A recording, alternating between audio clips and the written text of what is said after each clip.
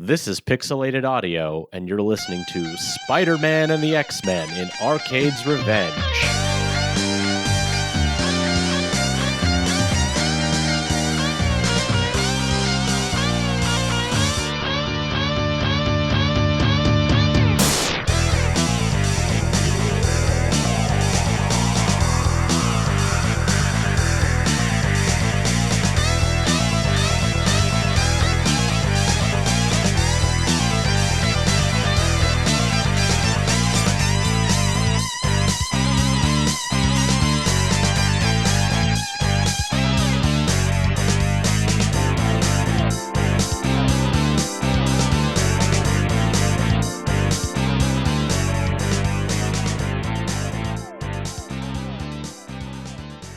All right, welcome back to Pixelated Audio, a podcast focusing on game audio, its history, and the people behind it. We're your hosts. I'm Brian, and this is Gene, back with his request during our live mag episode that just happened to work out. Oh no, I planned it. I know. You thought about it the whole time, and I just was like, whatever. It's been a while since we've done a really bad game with a great soundtrack. Like, I guess Waterworld was one of our last ones, so it was kind of like, well, we might as well. I love the soundtrack. I hate this game. I played it a lot as a kid. Really? I didn't play a lot of it, and it's probably because I didn't like it that much. It's not horrible. It's just very strange. Yeah, I mean, it was a hate play for me because I had, I was actually, my cousin had a Sega Genesis, and this was one of the few games that he owned. I got Fester's Quest as a kid, so I know it's the same thing. Yeah, but let me tell you, and I was a Fester's Quest kid too, but let me tell you, I played this game. Do we even say what we were playing? Oh, I guess in the beginning, right? Yeah, Spider-Man and the X-Men in Arcade's Revenge. Yes, so what I played of this was on the Game Gear, actually. Of all the systems, I played it on the Game Gear, which is like, I don't know, I thought it was pretty all right. Yeah, actually the Game Gear version has some real effort put into it. I was watching a long play of it, and it's a surprisingly faithful adaptation of a game that sucks. So, good job. Well, you know what? Honestly, I have to go back and play that because, I think I've played all of them, the Genesis and the Super NES one most recently, which has still been a while because, it's not a game I would just put on. I guess that's something I got to do at some point. We also mentioned the other three versions, but there's a Game Boy version, which is the worst of the worst in every way possible. So avoid that one at all costs if you're ever even going to touch this. But don't. You've got better things to do. So should we get right into it? This game came out in 1992. We're coming up on 30 years. Wow! Congratulations, yeah. X-Men, yeah. Spider-Man and the X-Men. Originally released for the Super NES. Yes, the best version of the soundtrack, in my opinion. Even though I grew up playing the Genesis version, it's a little bit farty and not really that. Could have been a lot better music-wise. Okay. But yeah, I played the Genesis version a lot. It's one of those games where it's if you kind of play by its rules, it's not awful. But we'll get into that. Yeah, and then it came out simultaneously for the Game Boy in 1993. So next year for the Genesis and Game Boy, and then following. That was the last one was the Game Gear. It's probably where they had the most time to work on it. So that came out in 94. Yeah, exactly. So, in relative terms, I don't know, I wouldn't say it was that close together, but for some reason they kept coming back to this one. It was developed by Software Creations and published by everyone's favorite, LJN, on the Super NES and Game Boy. I know I was always in for a good time when I saw that LJN rainbow logo. I was just thinking about the flip over. Yeah. And on the Genesis and Game Gear, the Sega systems, it was published by Flying Edge, which I think they did a lot of sports games and kind of multi-platform titles. I don't really remember. I'm going to probably shuffle through my notes when we get to that section. But yeah, it was originally composed by the legends, Geoff and Tim Follin, amazing composers, adapted by, I had to look this up, some sound images. Probably nobody wanted to put their real name on it for the Genesis.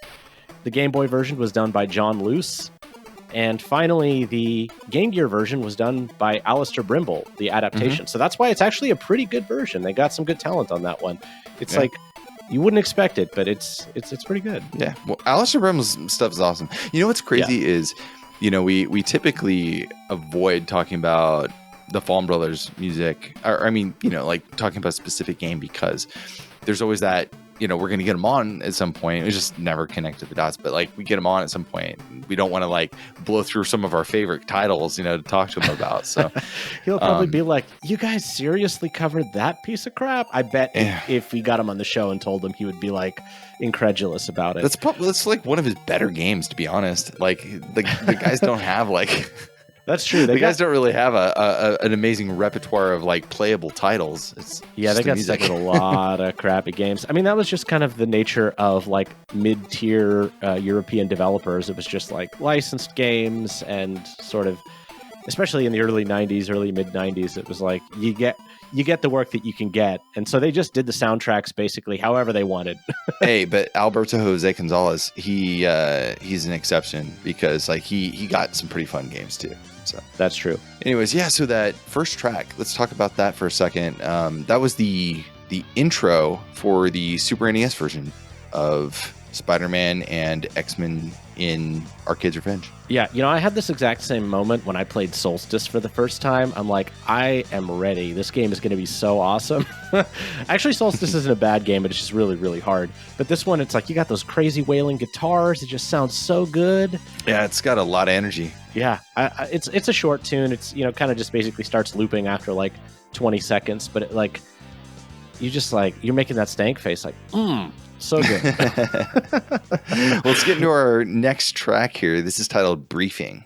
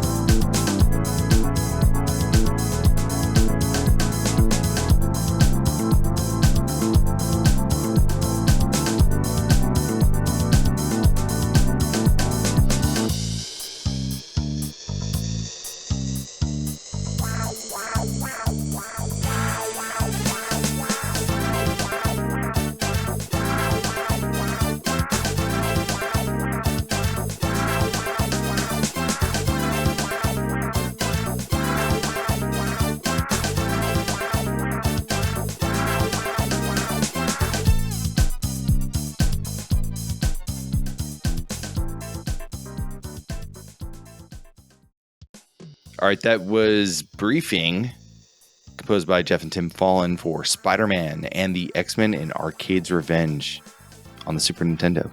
Yeah, that plays when you're choosing your character. After the initial stage, you play as Spider-Man in the very beginning, and then you kind of get to pick who do you want to play next. And there are 5 characters, which we will talk about, but it's kind of a sort of a nice groovy funk track to keep you motivated while you're doing a lot of reading. There's like, you basically get a page that says like, here's Spider-Man's stats. Here's his mission.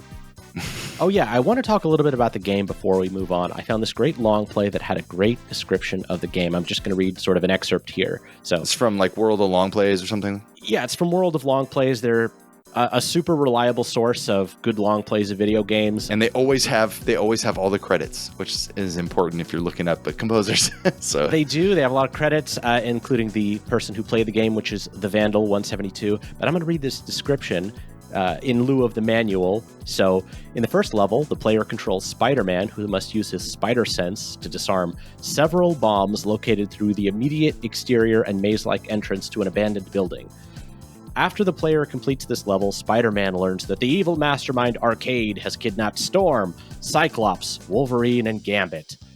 And then basically you have to play as those characters to earn your freedom. And anyway, the player must successfully complete each character's level set in Arcade's deadly murder world in order to get control.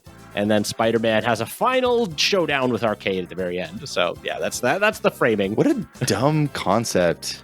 It's basically like this crazy, it's Murder World. Is that what it is? Crazy Murder World? Oh yeah. Every character has it's like an elaborate it's an amusement park, right? Essentially. It's like an amusement park. Yeah. It's really dumb. Like, it's a really dumb idea. In practice, disarming bombs literally means picking up these little tokens throughout the stage that have to be done in a very specific order. So it's like blinking. You have this little spider sense. It's like, oh, no, it's north, northwest, north, south. But, but it's strange because that doesn't really have any bearing on like the rest of what the game is like. It's like an intro to the game, essentially. And it's like so different than everything else. Yeah, every character plays differently, and they really bit off more than they could chew. But before we talk more about all that, I think we should play our main man, Spider-Man's music, since he's kind of the main character of the game for top billing on the credits, right? So yeah, let's start off by listening to the Super Nintendo version of the Spider-Man theme.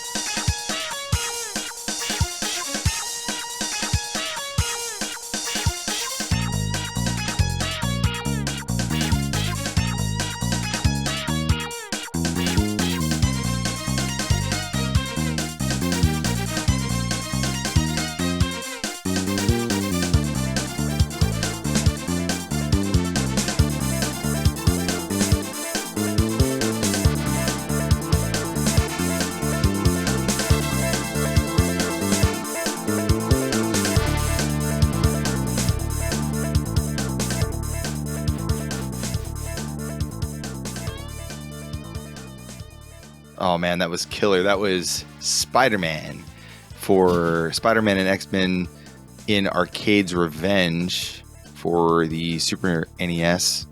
Wow. See, that's why I love this soundtrack. I haven't listened to it in so long. Yeah. The last time I listened to it, I wasn't wearing headphones either. So I just, God, man, listen to it again. I'm like, damn, that's so good.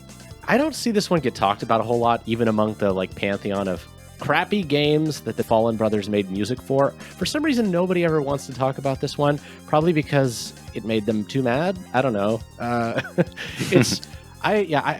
You know what? Every one of these tracks, they're like 3.5 minutes long, 4 minutes long, the main character levels, and they go through so many different changes, and it's like, it's almost worth the suffering of the game to be like, just like be in the world and listen to this as it's going on. It's just great. It's like earning the music by suffering through the game.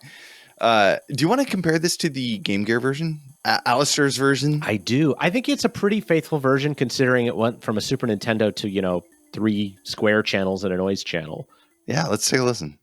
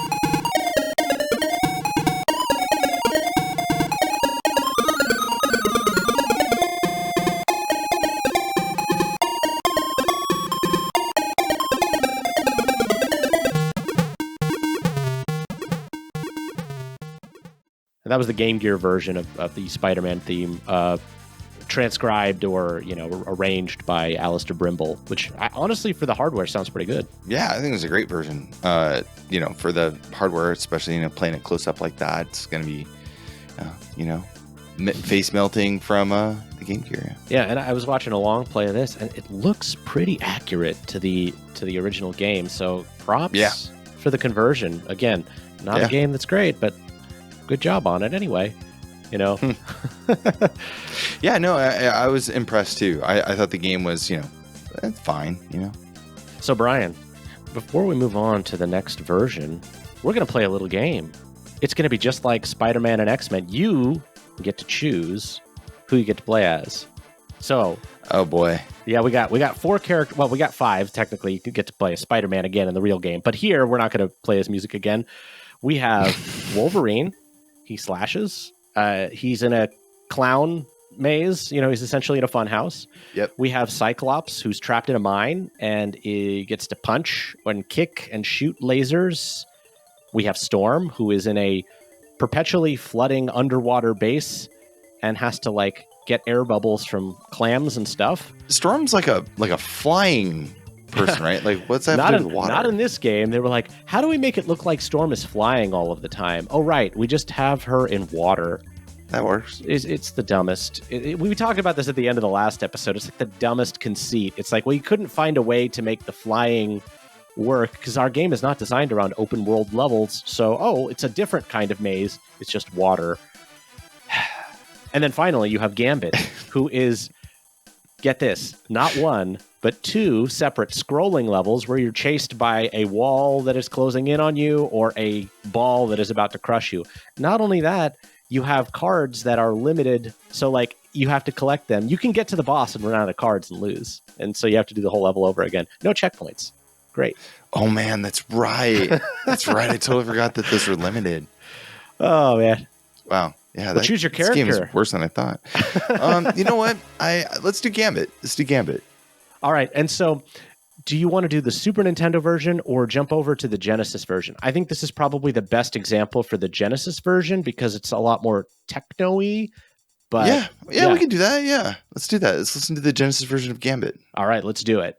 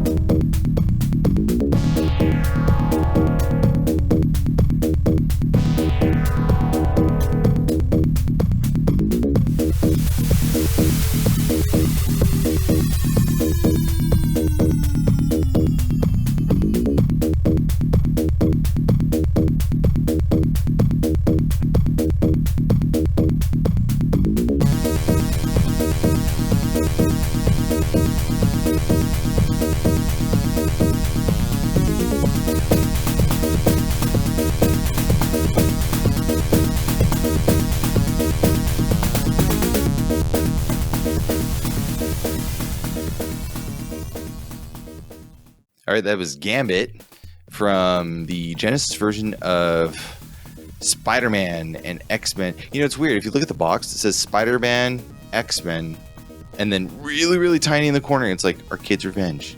Yeah, I just call it Spider-Man and X-Men because it's too long to say Spider-Man and the X-Men and Arcade's Revenge. which Yeah, I've but already the said like Genesis 3 version- times this episode. Yeah, exactly. The Genesis version just does not. Yeah, it just hides that Arcade's Revenge. Maybe they were already ashamed by then. I don't know. Yeah. Who knows? You know, what's disappointing to me about this one with hindsight is I'm sure in the VGM world people are aware of the unreleased game time tracks, which had like the actual Follin sound. It's just like pushing the Genesis sound chip to points where it sounds amazing. I don't think they actually worked on this one. Like I said, when I looked up the credits, it was somebody credited as sound images. So I think somebody else did the conversion of this one, which is a shame because I would have loved to have heard it with that like Follin Brothers sound. Yeah. But, you know, it still sounds pretty decent. I like this track. You know, I have a lot of nostalgia for this specific version because I heard it so much. But I have to admit, the Super Nintendo version of the soundtrack overall is just better. It does sound better, and this one, you know, it's not bad. It's got like a nice, you know, it doesn't have that grit, that grunge to it that I would hope for, but it does have really nice low notes, like, you know, those these. Oh yeah, solid bass. Yeah, I would say it's solid. Yeah, like kind of tenuto sound. Yeah, it's good. Yeah. We're not going to subject you to 4 more minutes of that to listen to the Super Nintendo version, unless you really want to, Brian. We can play Gambit's second stage on the Super Nintendo version. No, just kidding. No, let's keep going. All what right. do we got next? Well, that's up to you, Brian.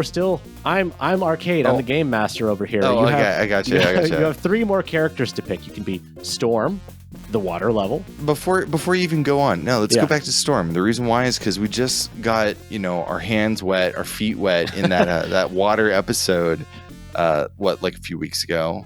Let's keep that kind of feeling flowing through us with Storm's theme on the Super Nintendo. Let's do it.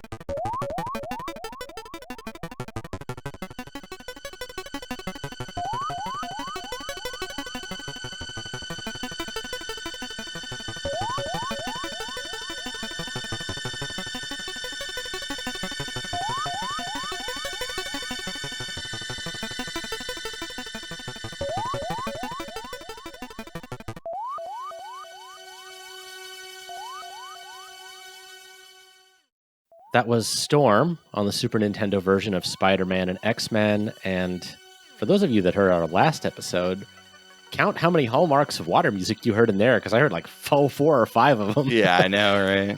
Even down to that breathing. Which, yeah, that really got on my nerves. Yeah, it's super annoying, but at the same time, it's like, it's awesome. Like, you don't hear that too much in, game music. You don't hear just breathing.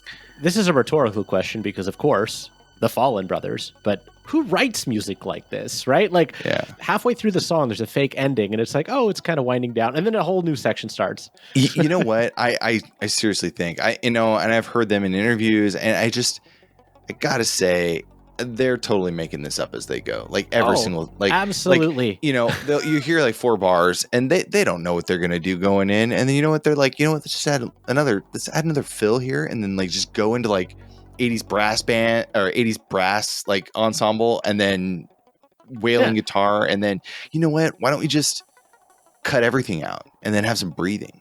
Yeah, dance around on the synthesizer until you get bored, and then we'll move on to another section.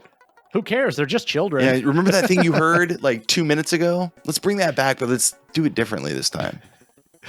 Oh man, I hate this level so much. To kind of go with the theme of the water levels, it's just so infuriating because I'm not even going to get into it. Flooding levels where like it's just so tedious and slow. This is the level that you just want to be over. Oh yeah, well they all are actually, but in this one, you destroy these little generators, and the generators, or they're like pumps or whatever, and then they like flood the room. So it's kind of like the opposite of Metroid 2, where like the lava is sinking.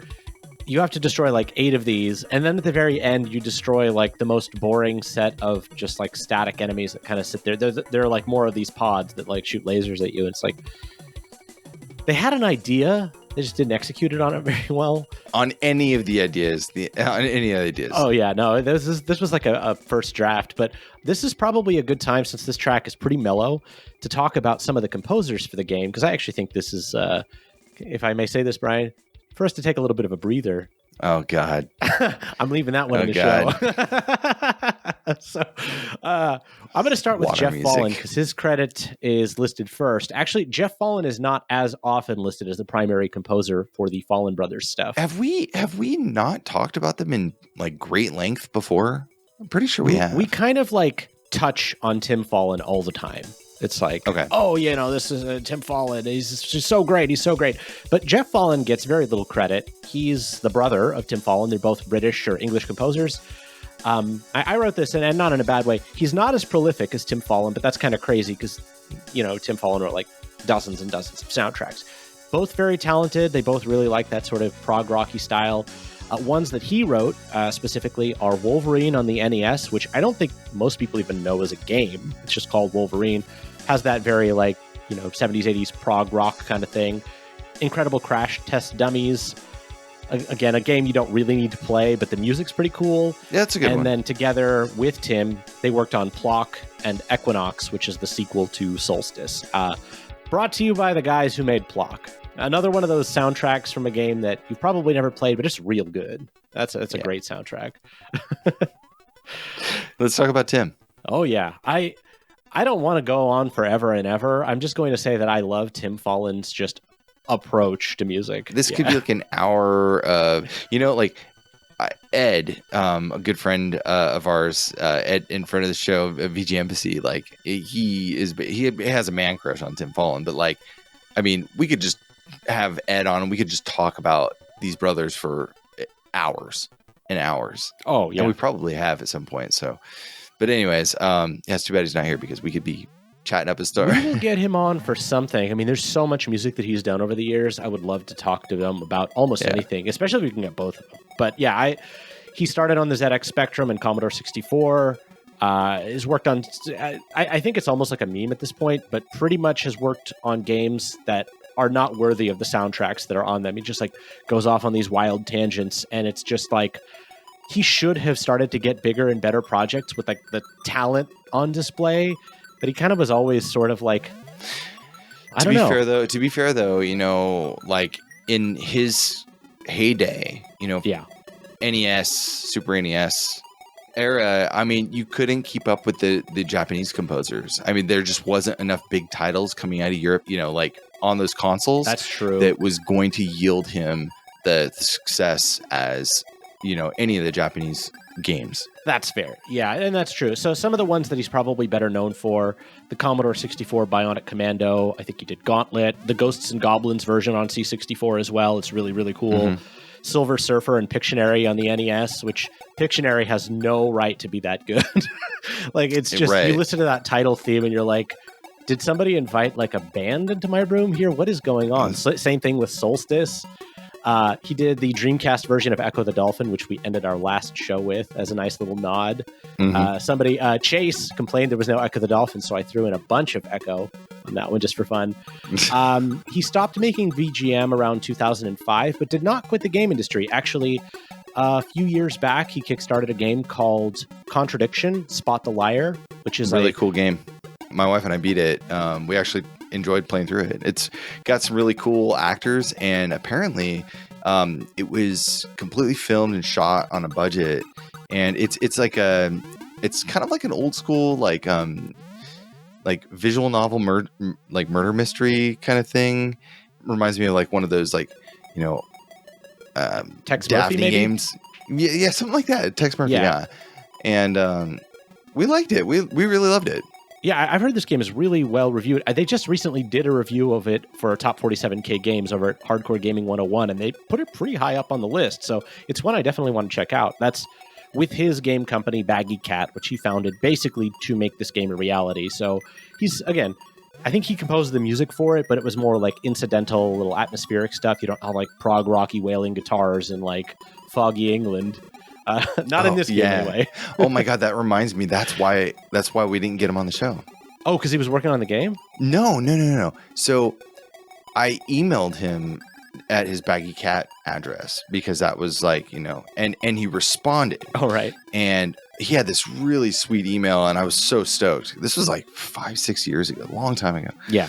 And so I sent him a reply back saying like, yeah, like let's schedule something, And I didn't hear back for like a year, and I was so disappointed because I was like, oh man, he ghosted.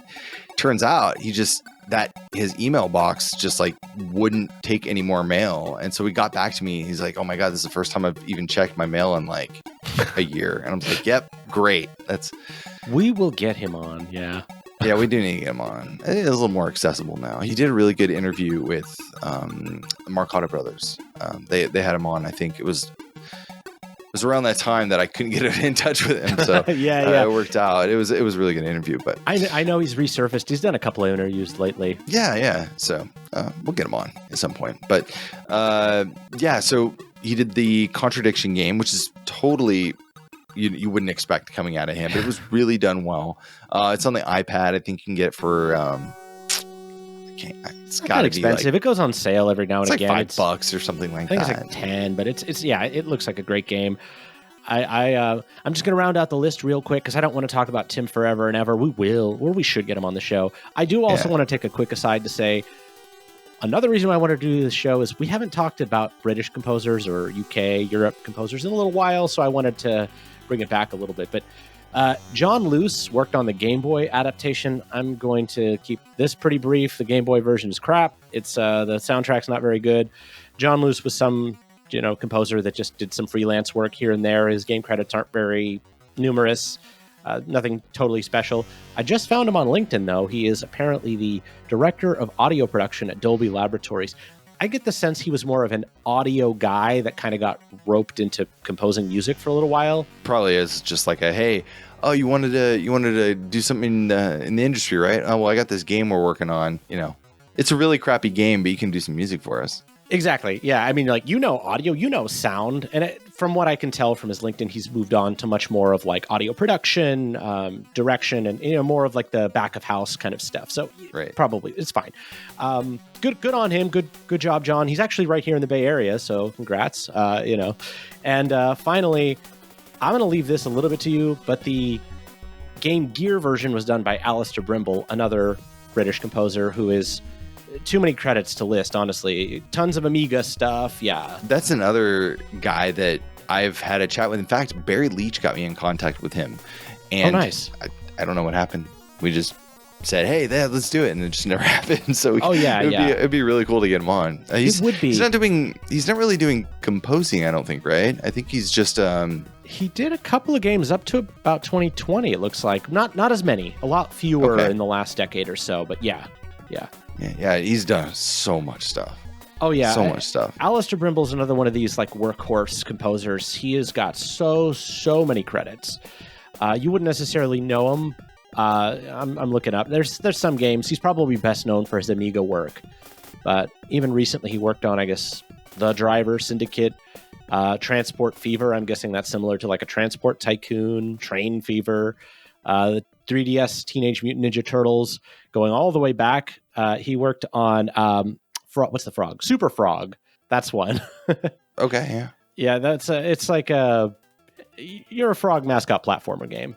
Some stuff around those days. Alien Breed series. All right. Oh, he did great work on the Street Fighter knockoff game that I got stuck playing because it was like $5 in the bargain bin. Body Blows. It was a really crappy game, but pretty good music. Yeah. So yeah, definitely a really, really wonderful composer and somebody I want to talk to for sure. But that's all he's done so much stuff over the years, and like C64, Amiga.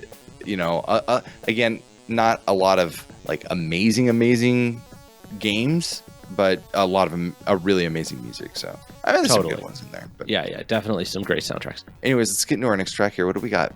Well, Brian, we're still playing the game, so you have two more choices. Cyclops it is. Yeah, and Cyclops is fun because I actually like all the versions of this one except for Game Boy. So pick which version do you want to hear? Super Nintendo, Game Gear, or Genesis? Let's listen to Super Nintendo. All right. Let's keeping it simple. You didn't give me the option of Game Boy. Yeah, you don't want to listen to the Game Boy version. That's what I'm saying. So not all the options, but Super NES. Let's do it. All right, let's do it.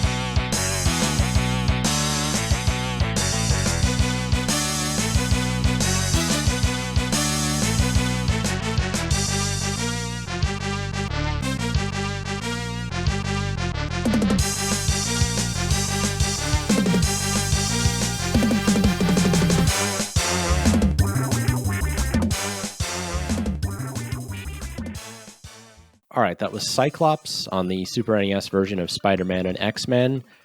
And I really like this track. I don't like the stage so much. Yeah, this is a great track. I've listened to the music a lot more frequently than I played the game, so I forget where some of the music plays, right? I didn't remember this being Cyclops music. And so now that I was looking at some of the levels, I'm like, oh, this music goes here? is that where that was? So, but yeah, it's a fantastic track. And it doesn't really match with the atmosphere of the level at all. Not really, yeah. And I mean, and then again, it's kind of, I guess you're fighting robots in this one, right? Yeah, like mutants and robots and stuff, yeah. Yeah, and it just doesn't really fit the track itself just doesn't fit. Well, it doesn't fit the game, but it doesn't fit. You know, those shredding like harmonizing leads. They doesn't make any sense for me in this level at all. Like that's why I'm like, what? That's where it plays. Listening to the soundtrack is basically giving people the best experience of this game. Pretty much, you know, it's really like there's nothing worth coming to.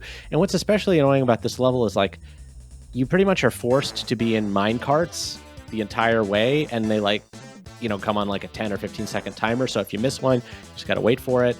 And then you're sitting in the mine cart, like, and there's these sniper dudes who are firing at you. So it's just like every level is tedious in a different way. It's really amazing game design.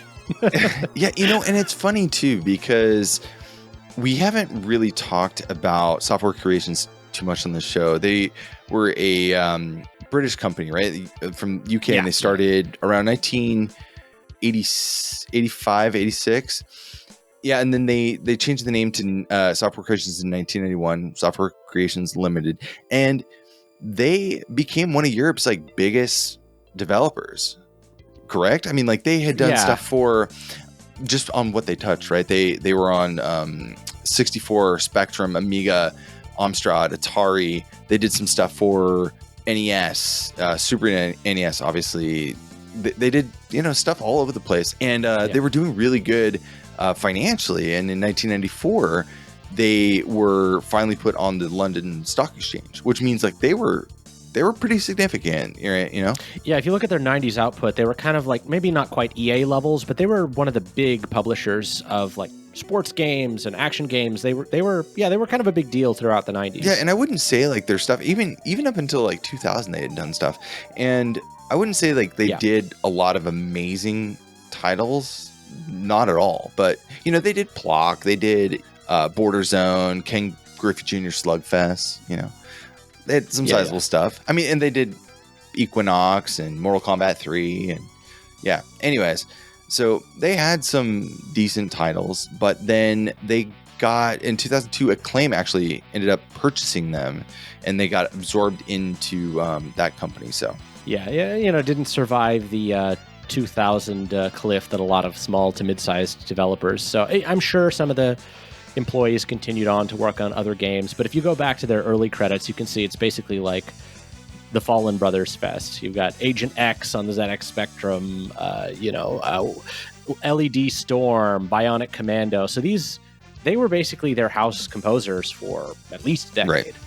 And then, you know, they started to move on to other things towards the late 90s, but they kind of grew with the company, which is pretty cool. I mean, to the extent that you could grow with the company. Exactly. And it wasn't the most prestigious company, but, you know, it was cool that they were able to stay, you know, employed by them for so long, because, you know, especially with how volatile the games industry is. But yeah, I mean, I don't have too much else to say about Software Creations.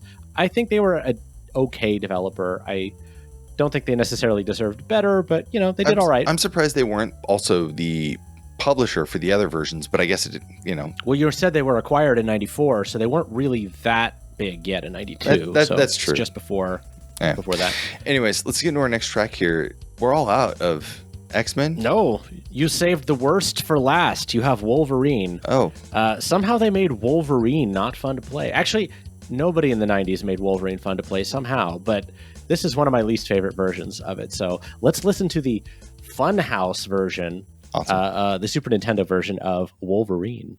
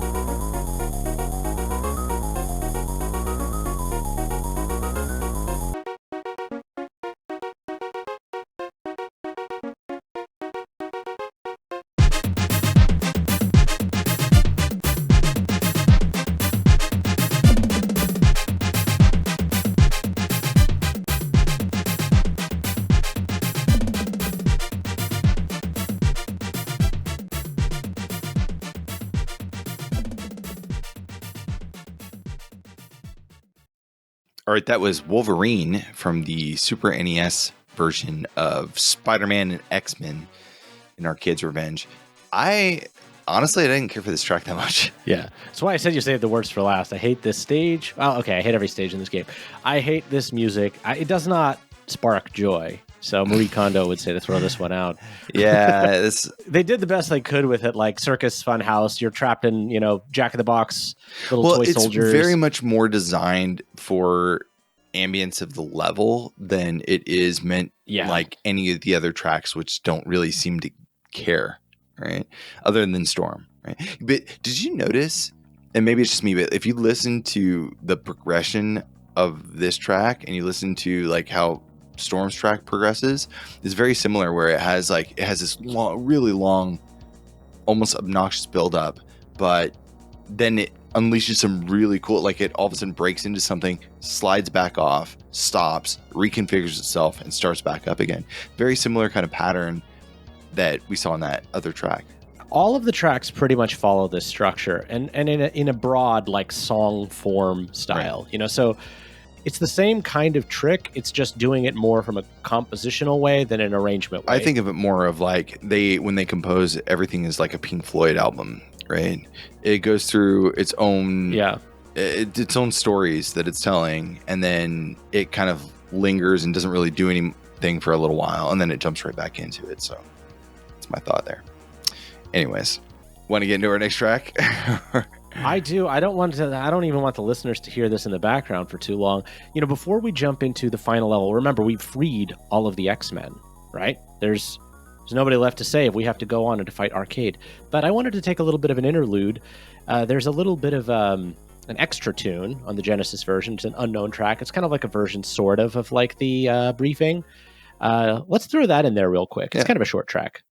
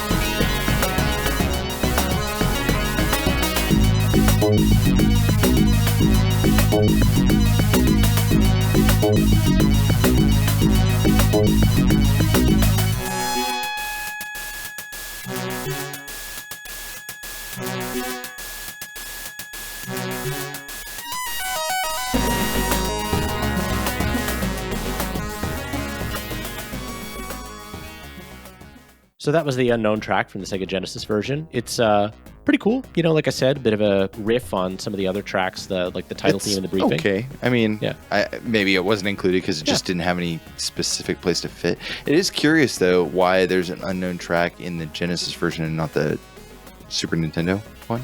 I kind of think it was like a test track, like trying to get the sound right, because there's a lot of like warbly, fuzzy. Yeah, it does sound a little experiment. Yeah. I don't think it was ever meant to be like another track in the game, because it really does sound to me like the title and the briefing. Yeah. But it's there. It's pretty cool. Like I said, and when I say pretty cool, I'm just saying like, neat little novelty. Nothing when crazy. Else are we going to play it? Anyway. Exactly. So it's the final stage. I don't think I ever got to the final stage in this game. Yeah, I had to do it with cheats, and I barely remember it. But you play as each of the characters like in miniature. So normal stages are like 10, 15 minutes long. This entire stage is like, 10 minutes. So you play like a minute and a half, 2 minutes of each character, and then it ends with the showdown with Arcade as Spider-Man. That's like the final boss. But this is the music that plays throughout most of it. So this is the final stage. We're going to play the Super Nintendo. We're going to keep with that, and let's take it away.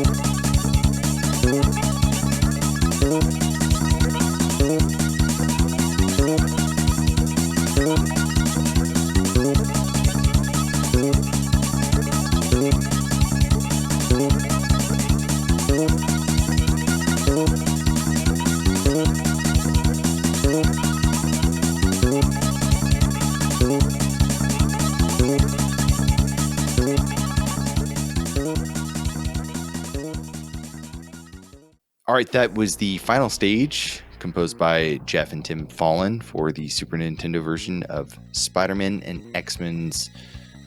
Spider-Man... God, why can't I say that now? Spider-Man and X-Men's Arcade Revenge. Good enough. You can tell even the Follin brothers were a little tired of this game by this point. It's just not a... It's like they set up a groove, and it's just kind of like they run out of steam like 10 seconds in. I wouldn't say this is that great of a track, unfortunately. Final stage, huh? Yeah. Well, maybe it matches the atmosphere. That's what they were going for it. Maybe they played the game, and they're like, this is about as good as this deserves, you know? Yeah.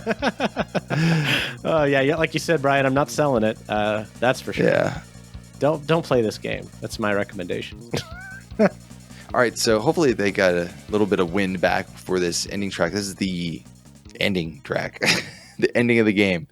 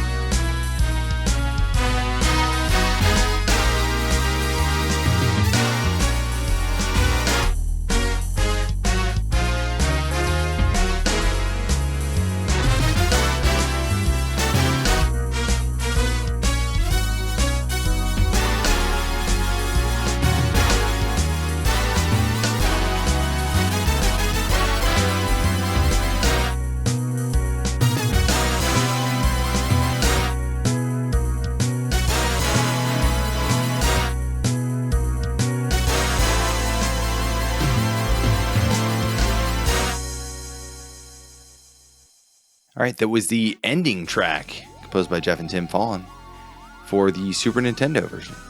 It works much better as a cutscene music. It doesn't. It sounds just real weird. Yeah, it is real weird. Very like sci-fi alien. But then it's kind of like kind of showboating at the end there. You know, like really, I don't know, cabaret almost. You know, so it's a classic like comic book, like oh no, you've defeated me sort of thing. You know, it's what you expect from a comic book video game in the early 90s. I think the real reason why anybody is listening is the character levels, which are like where they put in all of the effort. Where you're actually playing, so it's fine. Exactly. Yeah. So. Anyways, we have a final track here. Today we talked about Spider-Man and the X-Men in Arcade's Revenge, composed by Geoff and Tim Follin. Also composed by Alastair Brimble for the Game Gear and John Luce for the Game Boy. And then sound images for the Genesis version. And we had, fun. I mean, it's not every day that we talk about, Tim Follin track lately, right? So, yeah. Yeah.